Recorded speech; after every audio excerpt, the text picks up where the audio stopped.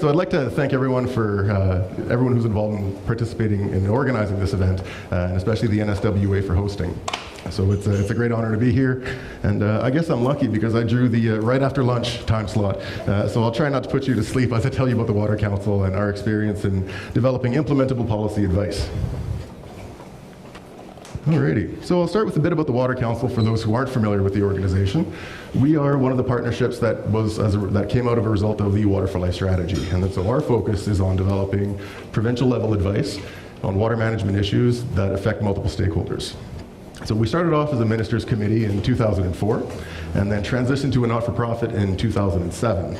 And so if you do the quick math, you'll realize that we're celebrating our 10th anniversary, like I'm sure other groups in this room are, and we're very proud to have been involved in water management for that long. Our membership's comprised of 24 member organizations who have a stake in water management in Alberta, and that includes WPACs. So the WPACs are collectively represented on our board by Hugh Sanders from the Battle River Alliance, and then we have a new alternate on our board, Cheryl Fujikawa from the Old Man Watershed Council. So we have representation from 4 broad categories, which includes the Government of Alberta and provincial authorities. And so we have ESRD, Energy, Health, Agriculture and Rural Development, and also Alberta Innovates, Energy and Environment Solutions, Water Resources. So they're also on the board. And then we have representation from industry groups, as well as non-government organizations, and then other levels of government as well. We believe one of our biggest strengths as an organization comes from our commitment to following consensus decision-making processes to address and propose solutions to provincial water management issues. So this approach empowers our members to come to the table and have their perspectives be heard and supports the mutual understanding of all our participants' needs. The majority of the Council's work happens at project team, working groups, and committee levels. And we solicit ideas for that potential work from our members directly. And I'll be talking a little bit more about that process later. So I'm sure you guys all have an idea of how the Water for Life system works, but I'll recap it just briefly. So Water for Life is the leading water management strategy for the province of Alberta, and the Government of Alberta has the responsibility and accountability to assure that its outcomes are met. And so the approach they've taken is to use multi-stakeholder groups like ourselves, right, Water Council, WPACs, and also watershed stewardship groups, to achieve the outcomes of the goals of the strategy. So the Water Council provides provincial scale advice, and while the WPACs are involved in watershed planning and as well as a multitude of other undertakings that you have. And then the watershed stewardship groups are mostly involved in local projects. So the Water Council identified 3 core businesses which are part of our 3-year business plan. And the main reason we were created was to steward the implementation of the Water for Life strategy. And we do this through a regular review that brings together a committee to analyze and report on the implementation of the Water for Life strategy. In the end, we end up providing strategic directional advice to the GOA to ensure that the strategy remains relevant and that the outcomes can be progressed to achieve further goals. We've learned that from our members, maybe the most important thing we do is actually providing a forum for discussion and resolution of water issues. So at our table, our members come together and discuss the issues, and not only that, but they'll use us as a sounding board to receive multi-stakeholder advice and also provide updates on current initiatives that are underway. We're actually regularly contacted by other jurisdictions to find out how we made this multi-stakeholder consensus decision-making based organization work, and they're quite jealous actually, and they wish that they had an organization like ours in their own jurisdiction to bounce ideas off of. The 3rd core business is around providing valued policy advice, and much of the focus of the rest of my talk will focus on this point. So in the spirit of the theme of the session, which is around developing policy advice that leads to action, I guess the question that came to mind for me was, how do you ensure that your policy advice will be valued and ultimately be implemented? And the short answer is, there is no guarantee that your advice will be implemented. There really isn't. As we know, water management is a very complex undertaking, and it has to consider a wide variety of stakeholders' needs and interests. However, what we can do is ensure that the advice we provide addresses the needs of our members and has the support of as many stakeholders that are involved in water management as possible. And so I'll be sharing with you some of the Alberta Water Council's learnings over the last 10 years in providing advice, which has, for the most part, been directed to the GOA. So developing policy at the provincial scale is a very challenging endeavor, and the approach taken by the government is to use multi-stakeholder partnerships like the Water Council and WPAC, as I mentioned. And so while it can be challenging to get everybody on the same page, using consensus, I think it's the right approach. Ultimately, it leads to better solutions that if any one group had tried to develop policy on their own and impose it on other groups, it just wouldn't work.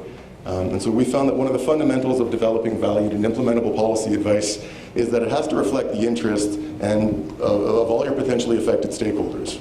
And so we typically call these the makers, breakers, and implementers.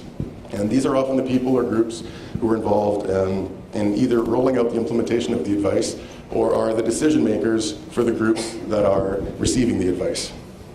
So as the regulator, the GOA is always part of supporting our work because they do play such a major role in setting provincial priorities and also in developing the regulations or policies to address the advice we're providing. But it's not just the GOA, right? The input of all our members is needed if you're going to find success in developing implementable policy advice.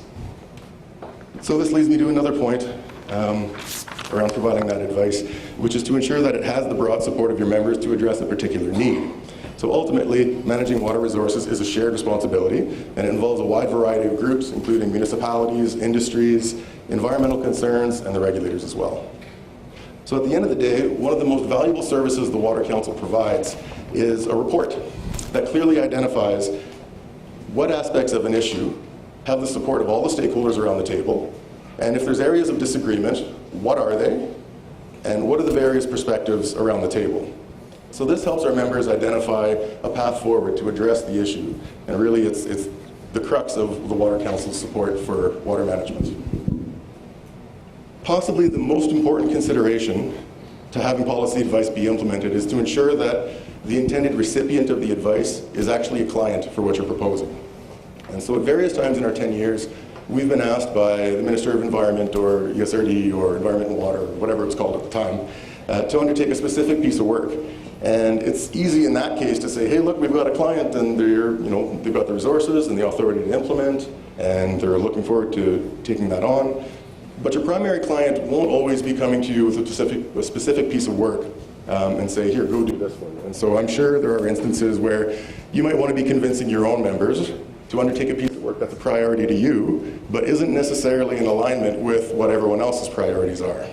And so I have a few examples for you where, through our process of strategic planning and project selection, we were able to identify pieces of work that have the support of many of our members without originating from the GOA, and then being able to provide that advice to the GOA and them accepting it and then planning to implement it. So my first example is a recent report on riparian land conservation and management. So this is an issue that was brought forward by our WPAC representative, who at the time was Doug Nature. And I clearly remember the passion in his presentation when he gave it to the board. He did such a great job of explaining why this issue was so important to be addressed.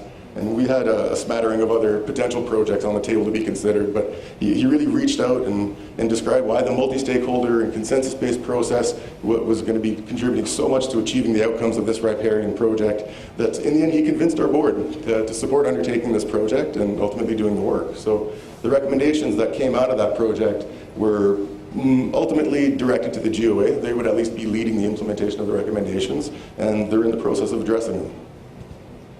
So my second example of our members identifying work that relates to our recent symposium on water reuse that was held in Calgary at the end of June. So ultimately, water reuse was identified by one of our members as an emerging issue because, largely speaking, it was municipalities and industries who were looking for alternative sources of water to undertake their activities when they didn't need a water that was to the quality of potable, right? And from an environmental perspective, if you can reduce the amount of water required to undertake your activity, you end up having reducing your impact on aquatic ecosystems and their functions. And this is especially true if you can do that, if you can reduce your withdrawals at a time when those systems are vulnerable. So we undertook a project to hold a symposium, and it was intended to inform all our members to sort of contribute to the discussion of water reuse and where this could be going in the future. So we brought together, high-level academics and people from industry and people from different municipalities who have examples of water reuse projects going on right now, and then that was used to inform the discussion. So the proceedings from that symposium are available on our website if anyone's interested in looking that up. So you can either go to albertawatercouncil.ca or awchome.ca, the different portals for the same site. And those are two examples of how our members took advantage of our process to bring forward issues that were important to them. And then through meaningful discussion and involving everybody who had a stake in the matter, these projects raised the profile for all of our members to be considering going forward. So at the core of those 3 points of considering the interests of all your parties and having broad support and making sure your recipient is a client, we found that it's strong processes within your organization that are going to support developing valued and implementable policy advice. And so I'd like to talk a little bit about processes that we have and how they apply, and maybe it's something that will be beneficial to you folks. So I mentioned earlier the concept of having makers, breakers, and implementers involved in developing your policy advice. And it really is critical to have the right people at your table so that they can provide their input. Some initiatives will require input of a more technically minded crowd, and sometimes you might have a very specific niche of information or knowledge that needs to be addressed, or sometimes you just need someone who really understands governance quite well. And in the end, we deal with this by including a description of where we think the work is going to go and what the necessary skills are for the people to take part of the work to make sure we're bringing all the best people with all the right perspectives at the table to hash out this issue. Having a process to identify appropriate work for your organization also contributes to your advice being implementable. So the Water Council identifies work using our Statement of Opportunity process. And a Statement of Opportunity is just a document that takes a high-level look at an issue and requires our members to identify why the issue is important, what benefit a multi-stakeholder consensus decision-making process can add value to, and also what the expected outcomes of the work are and who a potential client might be. So then staff work with our members to try to refine it a little bit and see who we can talk to within the GOA or within other sectors that are involved on our board to determine if we've got a client and what kind of a project we can put together here. So sometimes we identify pieces of work through a strategic planning session where we get the whole board together and sort of maybe even do a round table and see, what are the issues at hand that you guys need to address. And sometimes we have individual members who just have a project, an idea for a project that they think needs to be addressed. And so one thing we've recently learned is the ability to address an emerging issue. And we consistently encourage our members to use us, right? Use our process. Identify something, a water management issue that you can bring to us, and then collectively we can provide some advice to you. And then you can take that with the support of maybe 24 members and say, that's the direction you can go in.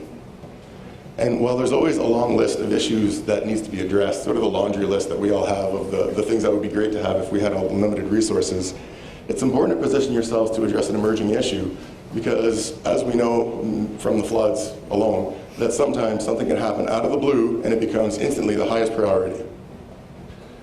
And actually, most of our current work is aimed at addressing emerging issues. And so if you remember the water conversations from the spring 2013, there was a number of outcomes from the GOA that spawned out of that series of conversations. And Water Council has 2 projects, one in the area of water literacy and the other in the area of lake management that we're currently undertaking that was in response to the water conversations outcomes. We also have another project underway that's in the area of preventing and managing aquatic invasive species. And so these little critters, if you don't know much about them, have a read. They're quite scary, and it's really important that we get ahead of that. So addressing those emerging issues makes you valuable to your clients in the end, because when they come to you and they say, I need you to do this, if you're not in a position to say, we can do that, your value is significantly lower than if you're just going along your day-to-day business. Agreeing to a process for resolving the issue. So there's no one set solution to address any water management issue. They're all complex, they're all different, and it's important to put a good amount of time into figuring out how you're going to tackle this particular issue. Coming together to develop a work plan and an approach and the outcomes you're looking for collectively will lead you to better collective result than just to put it in the machine and say, well, this is how we always do it and move along. So we do this by ensuring that our team members and board members receive an orientation session on our consensus decision-making process and help them understand how it can be altered to address a particular issue as appropriate and what fits to address it. There is nothing worse than having a group work towards a common objective for an extended period of time and then figure out later on that the decision makers don't support it. And one way to mitigate this problem is to help your team members develop strong connections into their own sectors with the right people to ensure that they can test for support and identify issues that are going to be arising as the team is having this discussion so that there's no surprises at the end. Right? We've had projects where this has happened, and it's awful. You get to the very end, and all of a sudden someone says, no, I can't live with it, and the amount of changes required to make it amenable to their needs are significant. And so it's ultimately about making the best use of your resources. And so a bit of work of preparation counts for a lot when it comes to implementing and getting to a final solution. And so our process actually requires that folks around our table test the team's progress at critical points. So our process involves having a working group develop a terms of reference. And then so that happens over a couple months. And then we take that terms of reference and we give council members an opportunity to provide input and then come back to us and say, okay, is this the right project? So when everyone agrees to it, then we strike a project team. So we identify the issues early, and then in our work plan, we include pieces around sector engagement to make sure that everyone can review it, provide their input, so that there's no surprises near the end. This bullet is a little bit linked to the one before it, and really what it comes down to is the participation of the intended implementers is critical. Their early and continued involvement throughout the process will enhance not only their ability, but also their interest to implementing your advice. So one approach the Water Council took was to help hold our recipients to account, was to develop a recommendation tracking system. So our system asked members to provide updates on an annual basis on the recommendations that have been directed at them, which they've also approved. Right? This isn't some group that's not involved with the development of the recommendations. Rather, they're there taking part in the development, and then they approve the recommendations when they're directed at them. So they know very well that they're expected to implement this thing. And so the idea, or the thinking around it, was that if the implementers knew that they were going to have to report publicly on how they're implementing these recommendations, that they'd be more eager to be more fully engaged in the process of developing them. And so while there are many processes and approaches available to support the development of policy advice, in our experience, they ultimately come down to fostering collaboration and understanding and good communication. I thought I'd take a few moments to discuss some of the successes that the Water Council has had in implementing and having our advice be implemented. And so most recently, our work on developing the new Alberta Wetland policy has been incorporated into policy and continues to be considered during its implementation. And I'm going to give myself a clap there because this was a tremendous piece of work. A lot of time went into it. I think the advice was developed over 3 years of work, and in the end, in 2008, the report was provided to the government of Alberta and all our members, along with an implementation plan for this document. And then so 2008, so 2012, 4 years later, the GOA developed a policy intent around wetland policy, which was then tested with other stakeholders and ultimately rolled into the 2013 wetland policy that was released. And so another example, another piece of work that we did that's currently being implemented was to support the major water using sectors in Alberta, develop sector plans to improve water conservation, efficiency, and productivity. So this is a long-term project that started back in 2005. And so the idea was to get the Water Council sectors to help contribute to the goal in Water for Life of improving water use efficiency and productivity by 30% from 2005 levels to 2015. And so we realized that there was an opportunity there for the sectors to develop these plans and then have their own members of their sector organizations cherry pick what was appropriate for them and then implement that to see what gains could be made in conservation efficiency and productivity. So the first team went about the difficult task of developing definitions and themes of water conservation and what the intent behind this project was. That took a lot longer than we ever hoped it would. Definitions, I don't know what it's like for you guys in the WPAC world if you try to improve definitions in some of your work, but it is maybe one of the hardest things that we ever do. There's so many members, so many interpretations of it that it can be a really big challenge. So that was a great hurdle to overcome. And then a second team was actually involved in developing a framework that the sectors could follow so that it would be sort of a consistent approach and that everyone would check all the bases as they went along. So there was everything from developing a work plan to engaging our stakeholders and then doing a multi-sector review and then actually writing the plan and then having an implementation plan. So this was consistent across the 7 sectors who developed their plans. The third team was actually supporting the sectors as they made their plans themselves. And so I learned so much. I was the project manager for that particular project, and I learned so much about everything water for all the industries, and not only that, but the environmental concerns that were associated with all of these different industrial uses. And I'm proud to say that in 2010, the first 2 sector plans were completed by the urban municipality sector. So that's basically the AUMA in the cities of Edmonton, Calgary for us. and then the irrigation sector as well. And they were able to provide us with updates last year on their implementation already. So we have, and forestry sector also provided an update last year. So we're looking forward to having all of the sectors come back and give us an implementation based on their 2014 data on what gains they've made in conservation efficiency and productivity. All this leads to the work of the fourth team, which is the last phase of the work, where we're going to roll all this up into one number so that we can report on the goal of the Water for Life target of increasing efficiency and productivity by 30%. This is going to be an incredible challenge, but based on the results that I've already seen from some of the sector plans that are out there, they're well on their way. Some of them are a little higher than 30%, some of them are a little bit lower than 30%, but the contribution to the improvement of conservation efficiency and productivity is going to be remarkable, and I'm really looking forward to that piece of work being released. And then going back a few years, our advice provided in the Water for Life implementation review was happening in parallel to some work that we were doing on renewing the Water for Life strategy. So you may know that the Water for Life strategy, the original one came out in 2003, and then in 2008, there was a renewed strategy that was released along with an action plan that was released in 2009. And so the work that our implementation review committee, as well as another project team on renewal, informed not only updating all the actions and the outcomes of the Water for Life strategy, but also identified actions that would be undertaken by 2009. We're planning on starting up another Water for Life implementation review committee next year in 2015, and then so that'll help us provide direction again to the GOA on how to move forward, and not only for the Water for Life strategy, but I'm sure you're all aware of all the different planning initiatives that are happening, and so it's a way to make sure that the GOA is keeping in mind the Water for Life outcomes and incorporating those into the strategies as much as possible. I think it's important to note that implementing policy advice under ideal circumstances takes time. It really does. And in our experience, implementing advice that is even a little bit contentious can take a lot of time. And so my take-home point on this would be that it may not happen as quickly as you'd like it to, but it's important to take the time to produce the best advice you can, because in the end, it could well be the major contributor to the end product. So if I could offer a few concluding thoughts, the issue is that you can ensure that you cannot ensure that your advice will be implemented in the end. But the work of the Water for Life partnerships, WPACs, WSGs, and the Water Council, it's important. It really is. And as WPACs, you're undertaking work that benefits all Albertans. Ultimately, we're all in this together.